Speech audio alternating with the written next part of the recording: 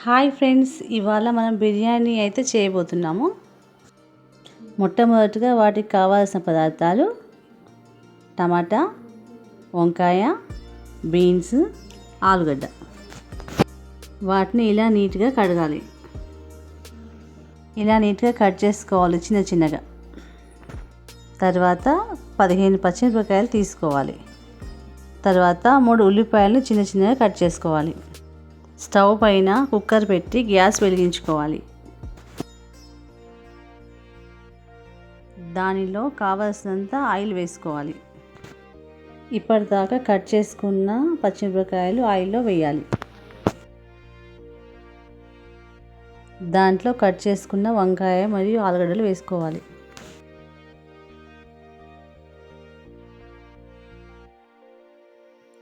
వాటన్నిటిని ఆయిల్ కొంచెం పట్టేట్టుగా నీట్గా కలుపుకోవాలి. అందులో కొన్ని బఠానీలు వేయాలి. వాటన్నిటిని కలుపుకోవాలి.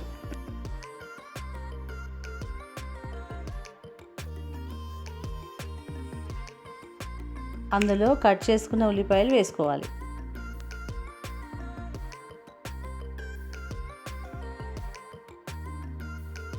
ఇప్పుడే మెయిన్ పాయింట్కి వచ్చాము. ఇది లేకపోతే బిర్యానీ రుచియే ఉండదు. లవంగాలు, జాజికాయ, ఇలాచీలు, తోక మిరియాలు, జాపత్రి, దాల్చిన చెక్క, సాజీరా, మరాఠీ మొగ్గ ఇవన్నీ ఇందులో కొంచెం వేయించి మిక్సీ పట్టి పౌడర్ చేసుకోవాలి. మెత్తగా చేసుకున్న పౌడరే ఈ బిర్యానీలో వేసి కలుపుకోవాలి. ఇలా కలుపుకుంటేనే మనకు అసలైన రుచి ఉంటుంది. ఇలా కలుపుకున్నాక అల్లం వెల్లిపాయ పేస్ట్ 2 స్పూన్లు వేయాలి. అప్పుడే మనకు బిర్యానీ చాలా రుచిగా ఉంటుంది.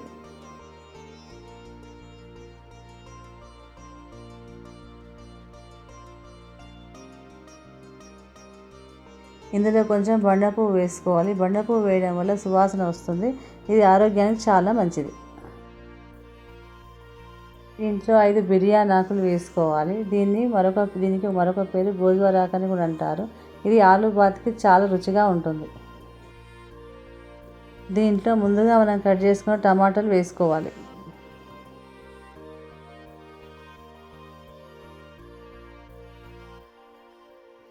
ఈ మిశ్రమాన్ని మంచిగా కలుపుకోవాలి.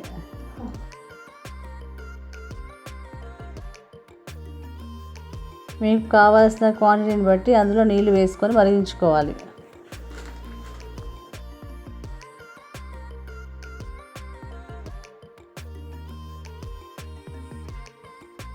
దీన్ని కలుపుకున్న తర్వాత రుచికి సరిపడా కావాల్సినంత ఉప్పు వేసుకోండి. అందులో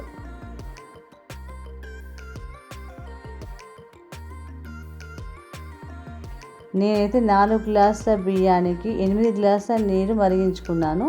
మీ క్వాంటిటీని బట్టి మీరు నీరు వేసుకోవచ్చు. బియ్యాన్ని నీట్గా 2 సార్లు కడుక్కోవాలి. ఈ బియ్యాన్ని మరిగించిన వాటర్లో వేసి కలుపుకోవాలి. కుక్కర్ పైన మూత పెట్టి విజిల్ పెట్టి స్టవ్ని హై ఫ్లేమ్లో ఉంచాలి. 4 విజిల్స్ వచ్చే వరకు అలానే ఉంచాలి.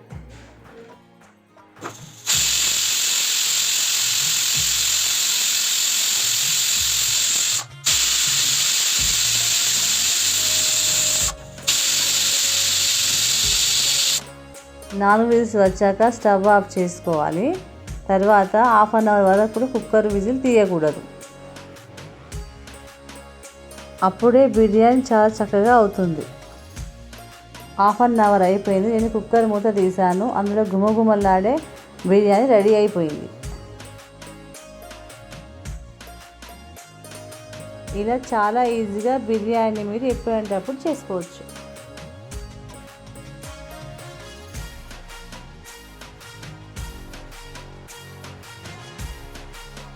దీనిని సైడ్ డిష్గా వంకాయ కుర్మా చేశాను.